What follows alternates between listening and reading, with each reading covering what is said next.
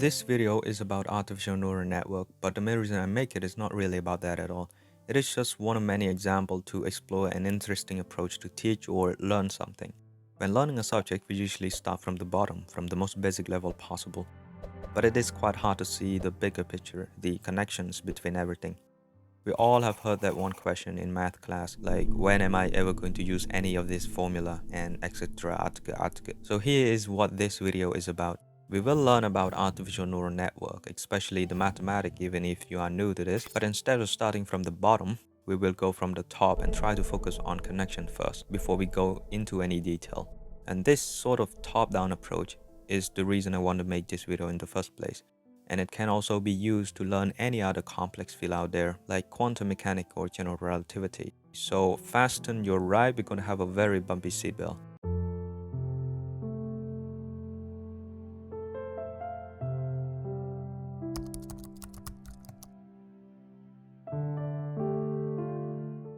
Artificial neural network, or ANN, or neural network in short, emerged from the quest to create artificial intelligence, or AI, a machine capable of mimicking human behaviors. And the machine we're talking about here are the digital computers. Now, this computer can only follow our instructions. Like, if this button is pressed, it should do this, otherwise do something else, which limiting their ability to act like a human. Even something simple to us, such as understanding a language or telling whether an animal is a cat or a dog in a picture.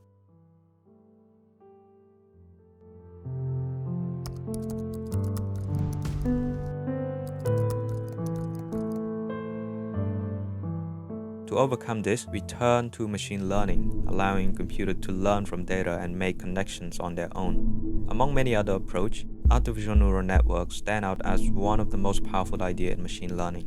It is heavily inspired by our brain, which means it is a good idea to start with ourselves. As I understand, it has usually come down to many years of trial and error. When we were kids, for example, we didn't know any type of this animal. We might think a cat is a cow, but our parent would go, nope, nope, that is a cat, dum dum. And over time, we learn from all of these mistakes and develop sort of muscle memory to adapt, and we still do. Many machine learning algorithms are also involved trial and error, but most of them clean up the input first before feeding it into a model. But ANN go all in with the idea of trial and error. It's learn everything directly in a model. So the most simplest but important thing in ANN or any other machine learning stuff is a model. It has a set of information that contain everything it says learn, called parameters, and somehow take in the input like an image, for example, and produce an output like telling whether the animal is a cat or a dog. But the thing is, it doesn't know how to learn at all. It can only take input and give us the output. For the model to learn, it requires a data set, basically a lot of examples with sample inputs and corresponding label or what should be the correct answer for the input. Now, we pick one of the example and we give the sample input to the model and we compare the answer from the model with the correct one. And that should tell us how bad the model is, how high is the error. We know that all of these parameters play an important role influencing the error, so we just need to somehow update all of them to reduce the error. And we repeat this with other examples in the dataset to get good parameters that should work even with the input it never seen before. This is what we call supervised learning. It is where we tell the model what is wrong by giving them what is right. There are also other types of learning like unsupervised learning and reinforcement learning. All of this have their own way to calculate something and try to reduce that something. And this is sort of the highest level of what's going on. Now we're going to get into the mathematics.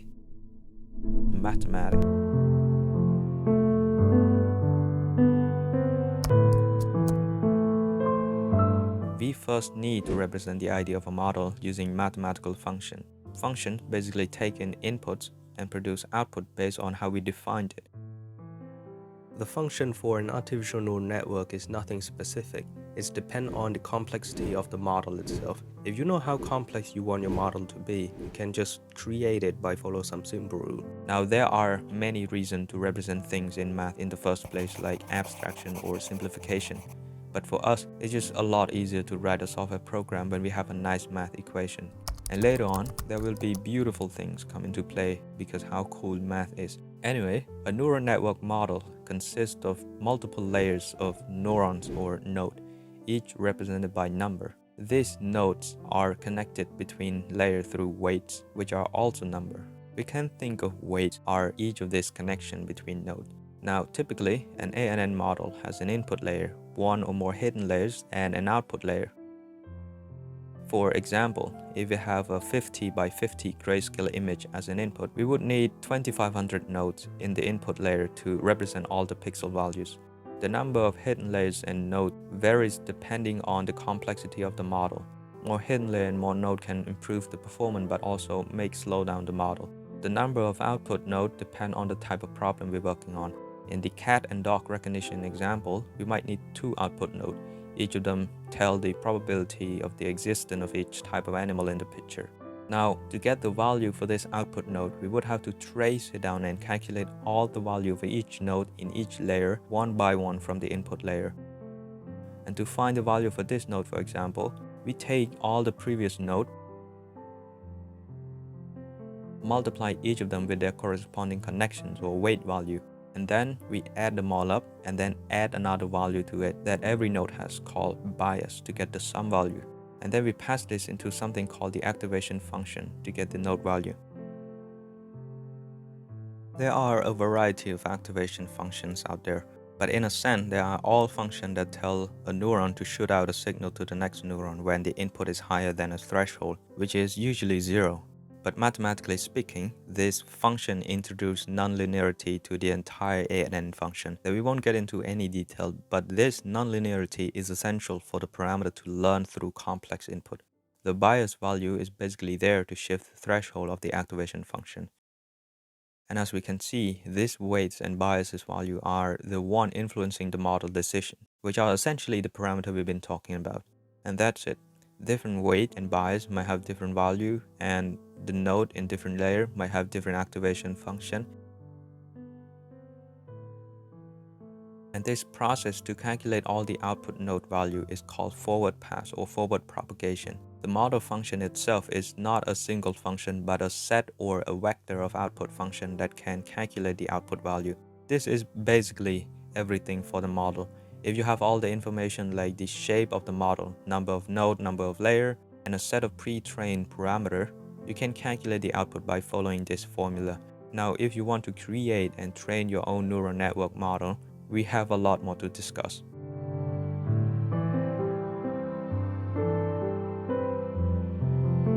In supervised learning, we would need to know the error value, because the main point is to reduce that by changing all the parameters. So I'd like to introduce you to another type of function called the error function. Some might refer to it as the cost or loss function, but I'm gonna stick with the word error. There are a few types of this function, but their main goal is to find the difference between the model prediction and the correct answer, which we call the target. In the cat and dog recognition example, which is a classification problem, the prediction from the output node might look something like this, with the image of a cat, and the target should be something like this. This prediction tells us that the model doesn't know anything. It is basically saying that the animal is a dog and up to 80% confident, but the target tells us that the cat node should be 100% and anything else should be 0% because the animal is obviously a cat for this image. So to get the error value for this, I will use the mean square error function as an example. I subtract each output node by its corresponding target value and square each of them up. Then I add them all together and divide it by the total number of output nodes to normalize it. This should give us a single number for the error, not a set of them like the output. It generally makes sense, but also crucial for the math to function correctly later on. Now the next step is to find a new set of parameters that will make small error for this input and hopefully any other input.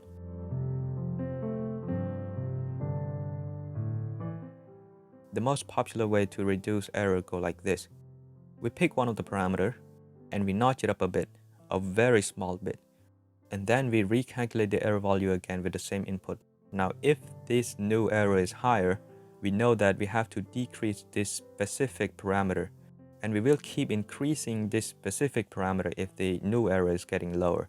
Basically, whatever this rate of change value is, we just have to update this parameter in the opposite direction.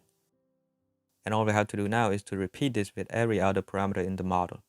But there is one problem, one big problem, which we call the optimization problem. It is when we know which direction a parameter should go, but we don't know how much. The simplest solution to this is to multiply the rate of change value with a number called the learning rate, and now we can subtract it from the old parameter to get the new one. This learning rate, however, cannot be too high or too low.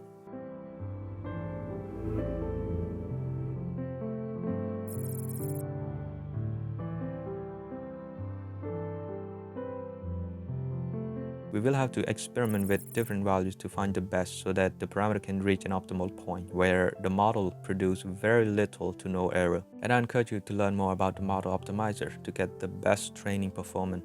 There will be a few links in the description below, so check it out. Now back to the main line of the video. To train the model, we can just follow everything we've been talking about here. But oh, if you listen, you will hear mathematicians laughing over the rate of change part. This is horrible. Anyway, the method is fine, but the thing is we didn't use math enough. It is funny because we're not going around changing stuff by hand like a caveman. We're going to use math like a more advanced caveman. The cool thing about function is that there are tools developed by many generations of mathematicians that are perfect and very useful. One of the tools that we need right now is called derivative. It can be used on a function with respect to one of the input. The derivative of the error function with respect to one of the parameters will tell us how much the error would change if we increase that specific parameter by a small amount without actually increasing anything. Crazy. Anyway, if we know the derivative of what we call the elementary function, we can basically find the derivative of any other function out there by following some simple rule.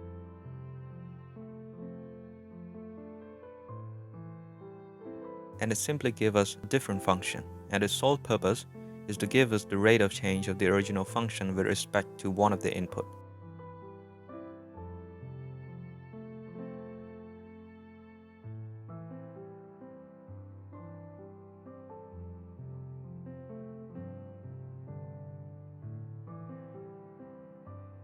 This single derivative, by the way, is called a partial derivative, basically a derivative with respect to one or many inputs in a function. And to update all the parameters, we just need to find all the partial derivative of the error function with respect to each of the weights and bias value, and then do the optimization. The name for this set of partial derivatives for every input is called a gradient of a function. And it gives the entire training process the name gradient descent, because we're looking for the direction where the parameter should go to find the lowest error value. Among all of the derivative rules that we may occasionally use, there is one of them that is very important but also confusing. It is the chain rule. This is because we can only take the derivative of a function with respect to that function input. But in the case of our error function, it is a bit more complicated than that. The error function doesn't take the parameter as its input, but instead, it takes other function that take other function that take other function and so on until it reaches the function that take the parameter as its input. This is called composition of function, basically a function that take other function as its input.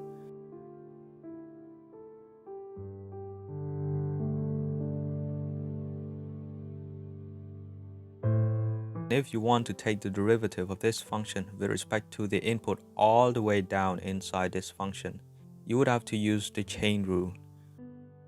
Basically, we identify each of these functions, and we take the derivative of each of these functions with respect to its own input and multiply them all together.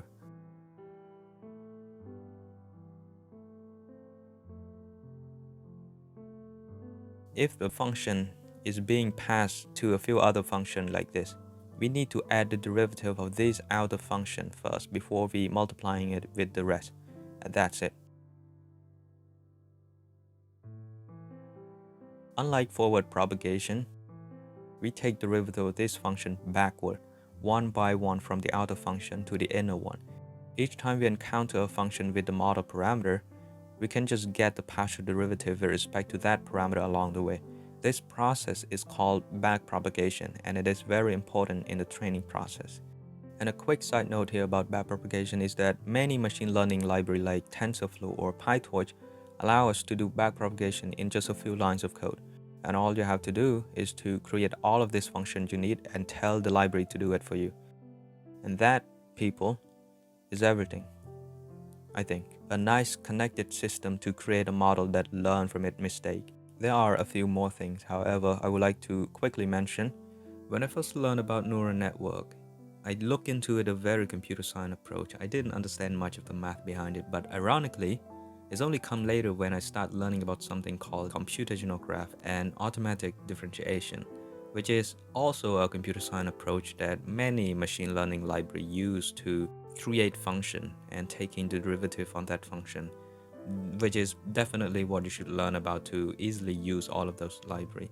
And also, there are something called tensor, which is basically a mathematical object, a way to group number together, like vector I've just mentioned in the video, and matrices, which you can use to group weight value. This is because there are nice math operations out there on this type of object that replace this tedious equation with a more readable one. And that is about everything you need to know to build a simple neural network. And of course, there's some stuff I didn't go into any detail about. So if there are anything important, I will list it in the description below. So other than that, see you again when I'm 50 or something. And thank you.